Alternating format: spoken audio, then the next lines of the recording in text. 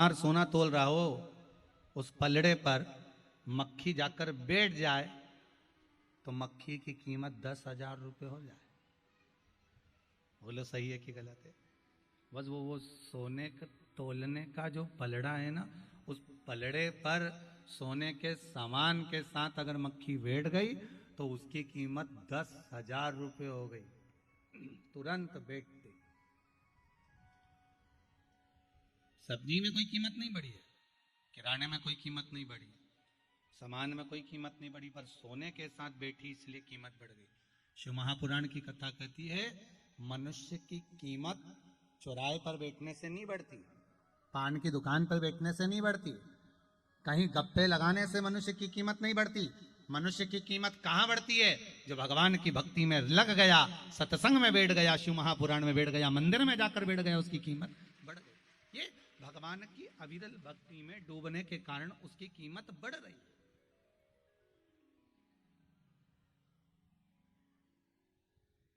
भक्ति के बल पर कीमत बढ़ रही है। आप भजन करते रहे, कीमत बढ़ती गई। आपने स्मरण करा, कीमत बढ़ गई। नाम जाप में आप डूबे, कीमत बढ़ गई। भगवत स्मरण में आप डूबे, कीमत बढ़ गई। जो भगवान की शरणागति में लग गया, भगवान के चरणों में जो रम गया, भगवान के चरणारविंद से जो जाकर लग जाता है, उसकी कीमत बढ़ती चली जाती है, बढ़ती चली। महाराज, मेरा देव अधिदेव महादेव वस्तु की कीमत, और देखो शंकर जी के पास जो सामग्री है ना, वो कोई पैसे की सामग्री नहीं है एक भी। इसलिए शिव कथा कहती है भगवान शंकर को रिझाने के लिए बहुत करोड़ों का धन नहीं चाहिए। भगवान शिव को रिझाने के लिए करोड़ों का धन नहीं चाहिए। शंकर जी को चाहिए क्या? एक लोटा जल, एक कलश जल का ले जाओ भर के, और जल नहीं भी हो तो 3 बार ताली बजा दो, वही बहुत है। ताली भी नहीं बजाओ तो बम बम बोले। इतना भी नहीं कर सको तो शिखर का दर्शन करो और घर वापिस लौट कर आ जाओ।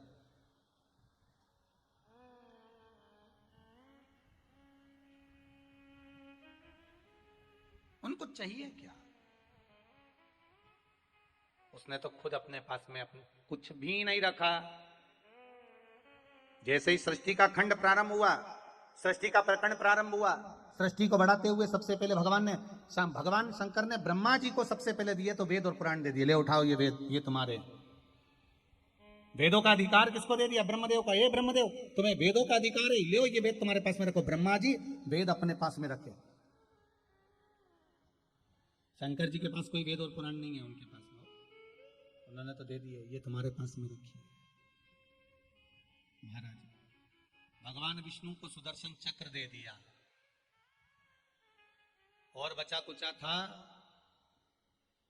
ख्याति देवी कह रही है लक्ष्मी जी की मां, मैं अपनी बेटी लक्ष्मी का विवाह शंकर जी के साथ करना चाहती हूं। और शंकर भगवान कह रहे हैं मैं आपकी बेटी से विवाह नहीं कर सकता, लक्ष्मी से, लक्ष्मी को नारायण को दे दो, लक्ष्मी को नारायण को दो, मैं इससे विवाह नहीं कर सकता, आप इनको नारायण को दे दीजिए। देखिए ब्रह्मा जी को वेद दे दिए, वेद के अधिकारी बना दिए। भगवान विष्णु को सुदर्शन चक्र दे दिया, सुदर्शन चक्रधारी बना दिया। भगवान विष्णु को लक्ष्मी दे दी, लक्ष्मी नारायण बना दिया। इंद्र आए, इंद्र ने कहा भोलेनाथ हमको, भगवान ने कहा क्या चाहते हो? कहा महाराज जी आपकी कृपा हो जाए। दे दी उन्होंने, ले जाओ। कामधेनु दे दी, कामधेनु इंद्र को दे तो दी, साथ में कह दिया एरावत हाथी भी ले जाओ। इतना बोल्ड हाथी, इतना प्रबल हाथी एरावत तक भगवान शंकर ने इंद्र को दे दिया।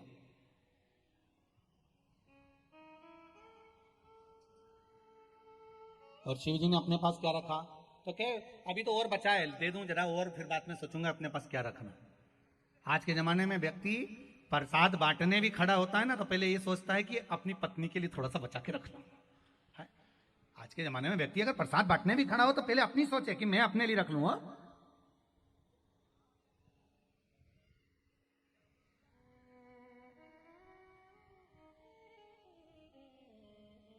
शादी ब्याहों में वो बुलौआ बांटते हैं ना, क्या बांटते हैं? बतासे वगैरह, मिठाई, सामान, गिफ्ट शादी में बांटते ना। जब माता पूजन में जाओ या मंडप में जाओ या बुलौआ हो, मायरा हो, जो भी काम हो, उसमें शादी में गिफ्ट बांटता है। तो गिफ्ट बांटने वाला भी सोच विचार कर देखना, मेरी लड़की के लिए रख लेना हो, संभाल के रख लेना। मतलब पहले खुद का भला चाहेगा कि खुद के लिए रखे। और शंकर भगवान ने अपना भला नहीं चाहा। शंकर जी ने तो जो आया सब दे दिया।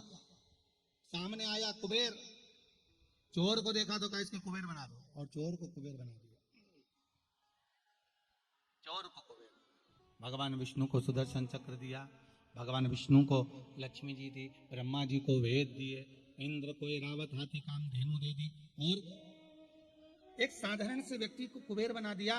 शिव जी से पूछा तुमने अपने पास क्या रखा? शंकर भगवान बोले ये खप्पर रखा है, पानी भर लिया करूंगा, पी लिया करूंगा। एक खप्पर।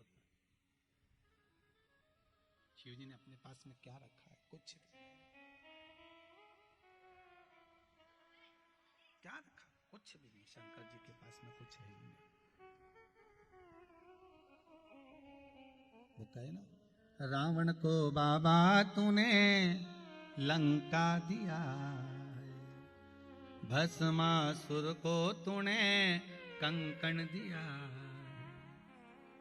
उसी ने तेरा पीछा किया रे भोले बाबा, उसी ने तेरा पीछा किया रे शंभू बाबा, भोले बाबा शंभू बाबा, बमा बम भोले शंकर, गले में नाग भयंकर। सब दे दिया उन्होंने, अपने पास कुछ रखा ही नहीं। सारी दुनिया का जो वस्तु का सामान था, तुम्हारे काम का तुम ले लो, तुम्हारे काम का तुम ले लो, तुम्हारे काम का तुम ले लो। शिव जी के पास क्या रखा? शंकर जी कहते हैं मेरे पास में केवल एक ही चीज रखी है।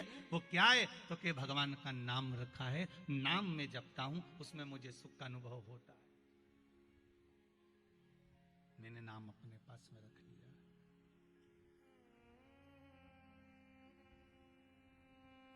और जब मैं नाम जपूंगा उसका एक सुख, नाम जपन का एक आनंद, नाम जपन का एक सुख मेरे पास में है। इसलिए शायद तुलसीदास जी ने भी लिख दिया महाराज कि कलयुग केवल नाम आधारा, सुमर सुमर नर उतरही पारा। कि नाम की आधारशिला रख लीजिए। नाम की आधारशिला का जो सुख है वो सुख कहीं नहीं हो सकता।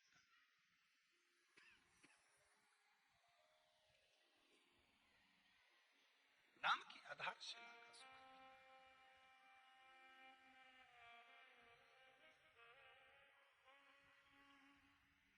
किसी भी रूप में जपो, आप चाहे राम कहो, आप चाहे कृष्ण कहो, आप चाहे शिव कहो, आप चाहे भवानी कहो, आप चाहे दत्त कहो, आप चाहे नारायण कहो, किसी भी रूप में जपो, कैसे भी भजो, पर भजो। एक जगह पर आग जल रही है, अग्नि जल रही है, वहां पर आपका एक बैग, एक कपड़ा उस अग्नि में गिर गया, जलेगा कि नहीं जलेगा? जम के तो बोलो, जल जाएगा ना। अब किसी ने वहां पर बैठ के मंत्र तो बोला ही नहीं कि रुपट्टा स्वाहा, कोई बोला गमछा स्वाहा, कोई बोला बेग स्वाहा, कोई मंत्र बोला क्या? जम के तो बोलो, बोला कोई नहीं बोला। तो भी वो अग्नि में गिरा, गिरने के बाद जला कि नहीं जला? अब किसी ने ना तो स्तुति करी, ना किसी ने मंत्र पढ़ा, ना किसी ने आवाहन करा, ना किसी ने स्वाहा बोला, इसके बाद भी वो बेग जल गया, उसके बाद भी वो पट्टा, उसके बाद भी वो दुपट्टा जल गया, उसके बाद भी वो सामान जल गया, उसके बाद भी वो बैग जल गया। कोई स्वाहा नहीं बोला, किसी ने मंत्र नहीं पढ़े, किसी ने निवेदन नहीं करा अग्नि देवता को, पर अग्नि में वो गया, रुपट्टा गया, बैग गया, सामान गया और वो जल गया। उसको किसी ने नहीं कहा कि ये बैग स्वाहा की रुपट्टा स्वाहा, या मंत्र पढ़े हो, किसी ने स्तुति करी हो, उससे कोई मतलब नहीं।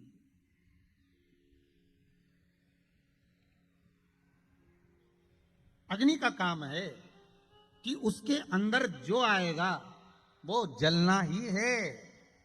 उसी तरह भगवान का नाम चाहे तुम भोजन करते जपो, स्मरण करते जपो, सोते जपो, जागते जपो, खाते जपो, पीते जपो, जाते जपो, आते जपो, भगवान का नाम तुम किसी भी रूप में जपते रहो।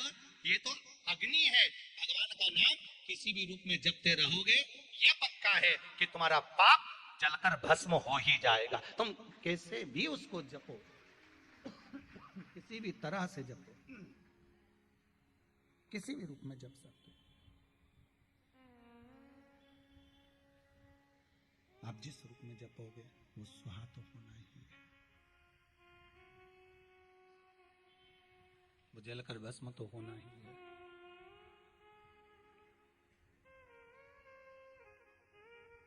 राम राम रटते रहो जब तक घट में प्राण, कबहू तो दीन दयाल के भनक पड़ेगी कान।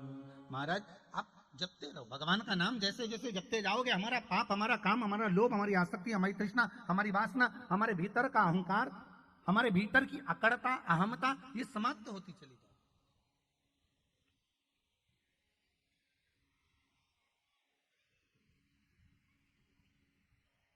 शिव अपने पास में नहीं रखा, शंकर ने तो दे दिया आपको, ले हो ये ले जाओ, तुम्हारे पास में रख लो। और जिसने जपा उसको सुख मिला। एक बहुत सुंदर भाव कहा है महाराज। आज थोड़े पत्र ज्यादा हैं फिर भी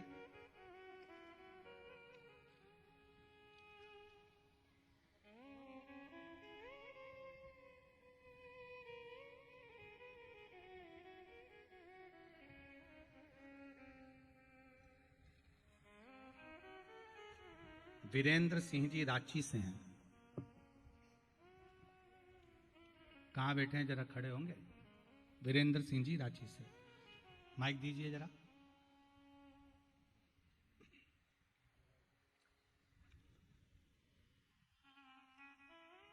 से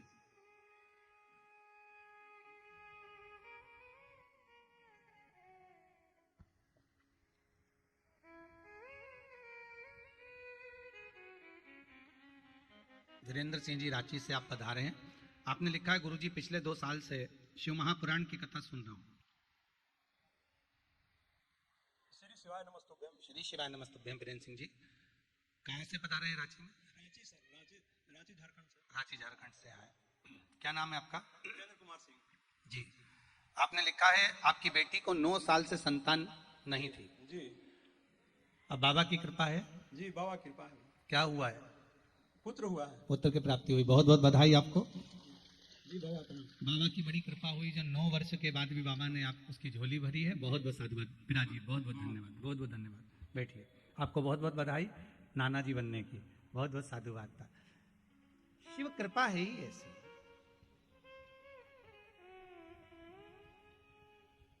आपका विश्वास, पत्र में लिखा है कि डॉक्टरों ने भी मना कर दिया था कि संतान नहीं होगी, पर शिव महापुराण की कथा कहती है कि जब सारे डॉक्टर हार जाएं तब एक डॉक्टर और बैठा है, वो सर्जरी करना अच्छे से जानता है। अपने बेटे को हाथी का मुंह लगा देता है, ससुर को बकरे का मुंह लगा देता है, तो वो कुछ भी कर सकता है। उसकी कोई परिभाषा हम कह ही नहीं सकते कि वो नहीं कर पाएगा। जब सारी दुनिया से हाथ टेक दिए जाएं, सब जगह से लोग मना कर दें, तब शिव महापुराण की कथा कहती है आखिरी में शंकर की शरण में जाना और बाबा फिर सुन लेगा। ये पक्का है कि वो दे ही देगा, ये उसके हाथ में, फिर वो कृपा कर।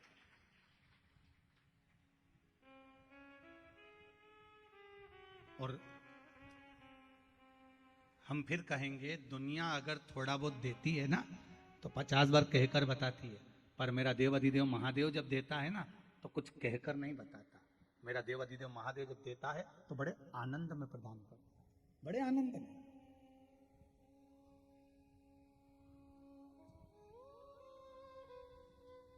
वो कहता नहीं है कभी भी कि मैंने ये दिया है। अगर देवरानी जेठानी को साड़ी दे दे, ला देना जरा, मैं अभी छठ पे पहन के वापस दे दूंगी, तो 50 बार कह के बता दे मेरी पहनी है, ओ मेरी है। होता है।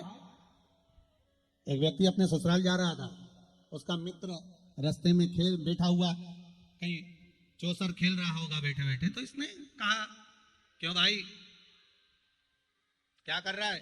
खेलने के बस बैठा हूँ, चौसर खेल रहा हूँ। अच्छा अच्छा, चल मेरे साथ चल, ससुराल से आते हैं, अभी आ लौट के भी आए, चल मेरे साथ।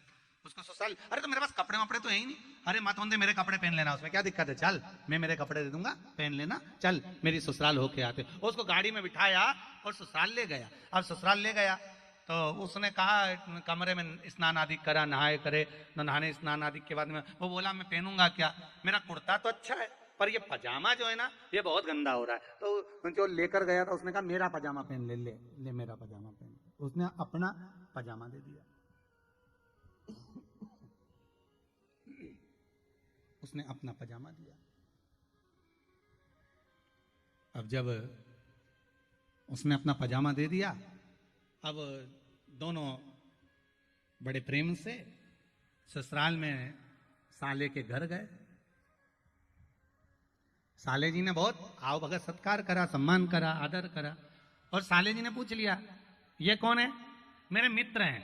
अच्छा, अकेला आ रहा था, अच्छा, तो मैंने सोचा इनको भी ले चलूं। अच्छा,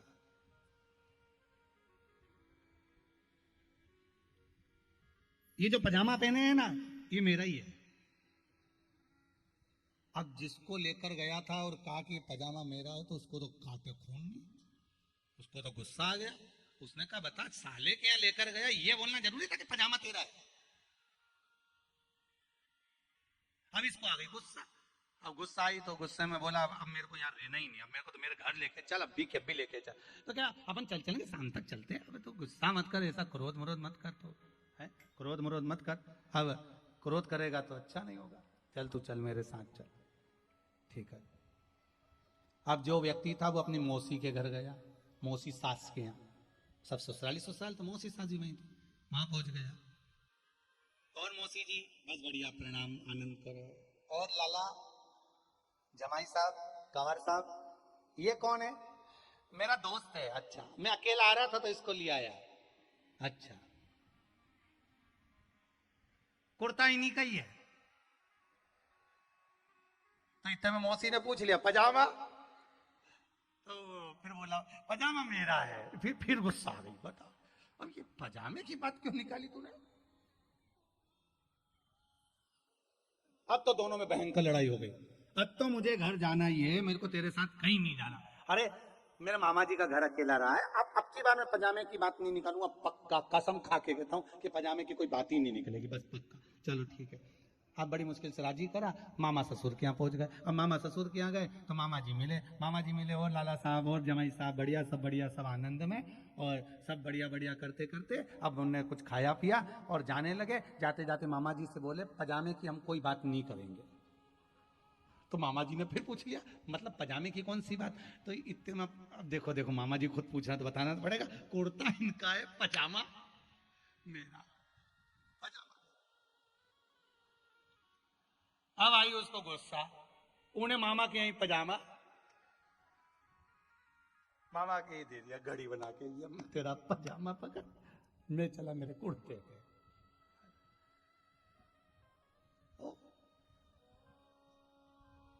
दुनिया के लोग अगर थोड़ा सा देंगे ना तो ये पजामे की तरह केकर बता देंगे कि मेरा है, मैंने दिया है, मेरा है। पर मेरा मालिक, मेरा कुबेर भंडारी, मेरा कुबेरेश्वर महादेव, मेरा ओगढ़दानी काशी विश्वनाथ महंकाल बाबा जब देता है तो कभी कहकर नहीं बताता कि मैंने कितना दिया है, वो कभी नहीं कहता, वो तो बस दे देता है। मालूम तो हमको बाद में पड़ता है कि उसने कितना। एक पत्र में बड़ा सुंदर भाव कहा है महाराज, देखिए दिया कितना उसने।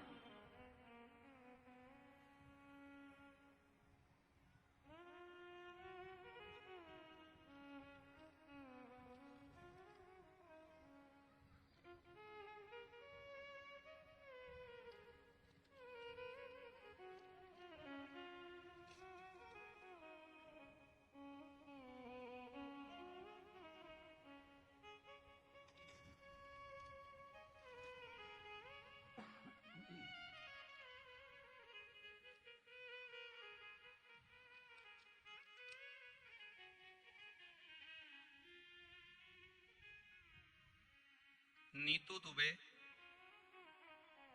दुमका झारखंड से आई हैं। कहाँ हैं, खड़े होइए। माइक दीजिए। आपने लिखा है दीदी, मेरे पति को स्लिप डिस्क का प्रॉब्लम हो गया था और साथ में किडनी में स्टोन भी हो गया था। डॉक्टर ऑपरेशन का बोले थे। माइक दीजिए। इधर इधर माइक दो। कहाँ है माइक? माइक आगे लाइए।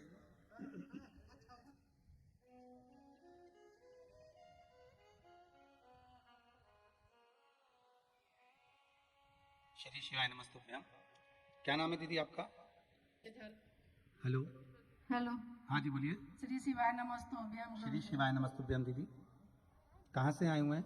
दुमका झारखंड से। जी, क्या प्रॉब्लम हो गई थी पति को? मेरे हस्बैंड को गुरुजी स्लिप डिस्क हो गया था। 4 महीना वो बेड पे थे, चल भी नहीं थे, उठ भी नहीं पाते थे। उसके बाद देवघर में दिखाया तो स्टोन भी बोल दिया किडनी में। अब बोला कि किडनी में भी प्रॉब्लम हो गया है, दोनों किडनी में। जी। बस मैं घर आई, माँ को बताई। माँ ने बोला बस मंदिर जाओ और बेलपत्र का और चरणामृत पिला। बस बाबा मैंने वही किया। अब वो बेल जड़ी जो आप बताते हैं जी, बस वही पिलाया। अब आराम है उनको? आराम है। अब आराम है पहले से? और डॉक्टर को दिखाइएगा, अब धीरे धीरे स्टोन निकल गया होगा। डॉक्टर को मैंने स्टोन ले जाके दिखाई। स्टोन निकला दिखाया उनको? हाँ ऐसा निकला बाबा, उनका पेशाब रास्ता पूरा फूल गया। जी। डॉक्टर को फोन किया, डॉक्टर बोला नहीं होगा तो हॉस्पिटल जाइए। जी। तो हम बोले आप बाथरूम जाइए, हम जांच करते हैं। बस श्री शिवाय नमस्तुभ्यम भी हमका जांच करते रहे बाबा। ऐसा निकला, वो बोले हमको पता भी नहीं चला, लगा फूल निकल गया है। बस किडनी में अब तो नहीं है ना स्टोन? बस बाबा की यही कृपा है। कुछ भी नहीं। और स्लिप डिस्क में भी आराम है? पलंग पे तो नहीं होंगे? नहीं बाबा। चल रहे फिर रहे ना? हाँ, चल बस फिर रहे। बैठिए। श्री शिवाय नमस्तुभ्यम। नमस्तुभ्यम। यही बाबा की कृपा है, उसकी उदारता, उसकी दया, उसकी कृपा।